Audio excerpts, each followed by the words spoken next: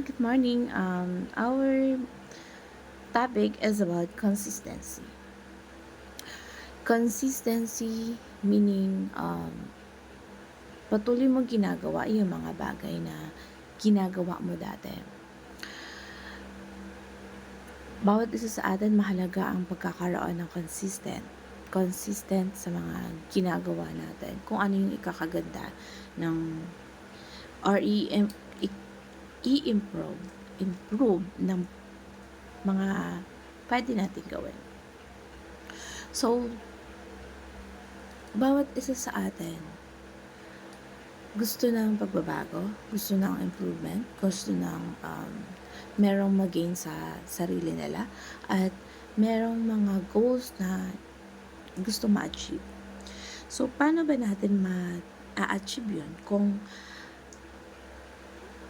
minsan may pagkakataon sa buhay natin na lalo na kapag tinatamad tayo at nagkakaroon ng problema kasi ang buhay natin, ups and downs, meron mga struggles. So, paano tayo mag-strive sa mga bagay na yon na magiging consistent pa rin tayo sa mga ginagawa natin na mapaayos, lalo na kung meron tayong mga gustong abutin,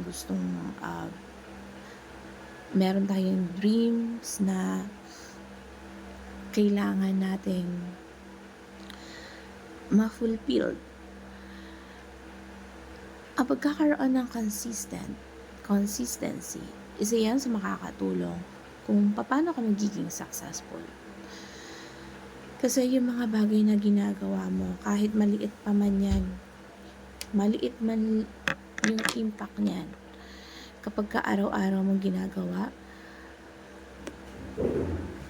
minsan hindi mo mamamalaya na yung maliit na bagay na yon ay merong malaking impact sa dulo. Katulad na lang ng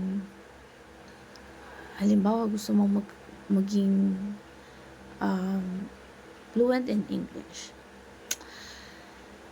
So, araw-araw mo ito pinag-aaralan.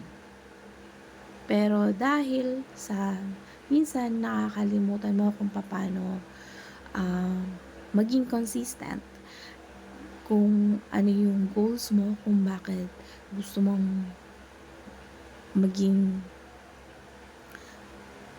magsalita ng English araw-araw, hindi mo to nagagawa.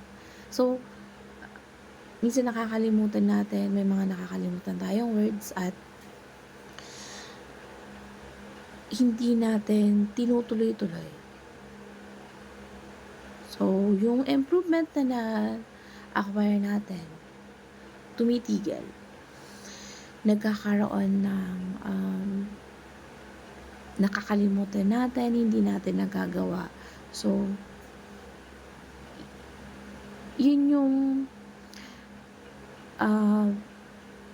nakakalimutan natin yung consistent. Kasi lahat naman ng skills na pag-aaralan.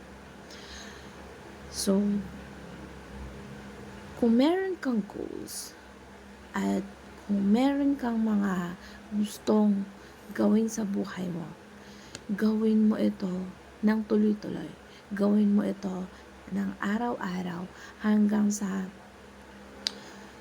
magkaroon ng pagbabago, maging magaling ka sa larangan na ano man na gusto mo maging ikaw. At yun yung makakatulong sa'yo para maging successful sa ano man na pinili mo.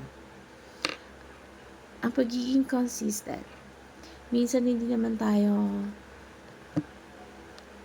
magaling or minsan sa loob ng isang araw meron tayong hindi nagagawa, meron tayong mga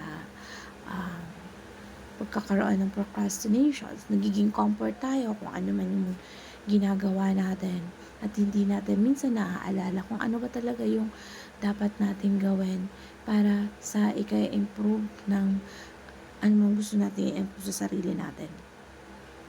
So, kung ikaw meron kang mga goals na gusto mong ma-achieve at meron kang mga dreams na gusto mong maging successful sa bagay na yon, kailangan mong gawin ng paulit-ulit. Kailangan mong gawin na kung paano maging perfect. Magkaroon ka ng pagiging consistency. Dahil yun yung makakatulong sa'yo kahit makalimutan mo man ng isa o dalawang bagay sa patuloy mong ginagawa. Kapag once na ginagawa mo, nagagamay mo, nagkakaroon ng natural way kung paano mo ginagawa ito. Kumbaga kahit makalimutan mo man sa isip mo, kapag lagi mong ginagawa, nagiging routine na yon ng katawan mo. Katulad na lang sa pag-exercise. Kung gusto mo magkaroon ng healthy body at hindi ka maging mataba, maging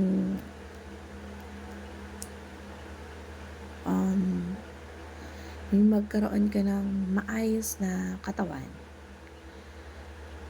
Kapag araw-araw ka nag-exercise, hindi mo namamalaya na hindi na lang yung pagkakaroon mo ng maayos na katawan yung ginugol mo, kundi kapag nagiging healthy ka, lahat nagiging healthy sa'yo. Nagiging healthy yung katawan mo, sumasabay yung nagiging routine mo araw-araw. So, hinahanap yon ng katawan mo, yung pagkakaroon ng pag-exercise mo araw-araw. Hindi mo namamalayan, nagiging healthy ang lifestyle mo, nagiging healthy yung health mo, at pati na yung mind mo. So, stay consistent.